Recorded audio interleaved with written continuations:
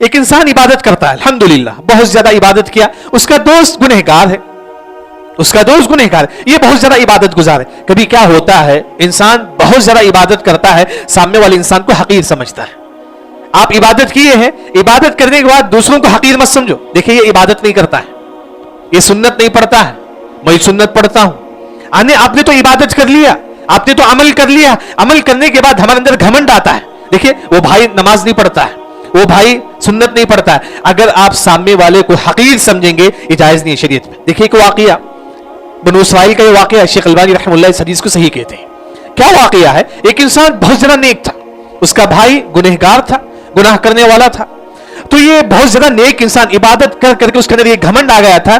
برے انسان سے کہا کہ تو جہنم میں داخل ہوگا, اللہ تجھے کبھی معاف نہیں کرے گا. کبھی انسان کیا ہوتا ہے زیادہ عبادت کر کے سامنے والے کو حقیر سمجھتا ہے, حقیر سمجھنے کے بعد کہتا ہے اللہ تجھے کبھی معاف نہیں کرے گا. تو اس طرح اس نے کہہ دیا. جب ملک الموت روح قبض کرنے کے لیے آئے نیک انسان کے پاس, اسے کہتی اے نیک انسان تو کہاں داخل ہوگا, جہنم میں داخل ہوگا. وہ نیک انسان نے کہا کہ کیوں, میں تو بہت ساری عبادتیں کیا ہوں. تو فرشتے کہتے ہیں اللہ کے حکم سے تم نے تو عبادت کیا ہے, لیکن عبادت کے بعد دوسروں کو حقیر کیوں سمجھتے ہو؟ تم یہ کیوں کہتے کہ تم جہنم میں داخل ہوں گے, اللہ تم کو معاف نہیں کرے گا؟ آپ عبادت کرتے ہیں, آپ عبادت کرو, لیکن دوسروں کو بولنا عبادت کرنے کے بعد یہ تو گنہگار انسان ہے, یہ تو جو ہے نا شرابی ہے. نہیں ہو سکتا ہے کہ اس کے پاس کوئی ایسی نیکی ہو جسے اللہ تعالیٰ پسند کرے. اسی طرح ملک الموت اس برے انسان کے پاس آتے ہیں, آ کر کہتے ہیں اللہ کے جانب سے تم جنت میں داخل ہو جاؤ. یعنی کہ انسان نیک کام کرنے کے بعد کسی گنہگار کو حقیر مت سمجھو.